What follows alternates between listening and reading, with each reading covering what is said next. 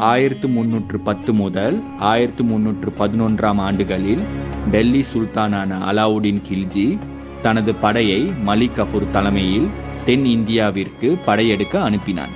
இந்த மலிக் கஃபூர் என்பவன் டெல்லி சுல்தானான அலாவுதீன் கில்ஜியின் படை தளபதி ஆவான்.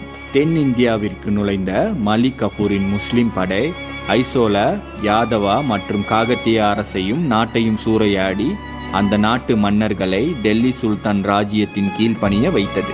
அதன் பிறகு மலிக் கஃபூரின் பார்வை பாண்டிய நாடான மதுரை பக்கம் திரும்பியது. 1311 ஆண்டில் அப்போதைய பாண்டிய நாட்டின் மன்னனான மாரவர்மன் குலசேகர பாண்டியன் இறந்தவுடன் அவனது மகன்களான வீரபாண்டியன் மற்றும் சுந்தர பாண்டியனுக்கு இடையே பாண்டிய நாட்டின் அரசன் பட்டத்திற்காக சண்டை நடந்தது. 14ஆம் நூற்றாண்டை சேர்ந்த இசாமி என்பவனின் குறிப்பின்படி மலிக் கஃபூர் படையிடம் தோற்ற ஐசோல மன்னர்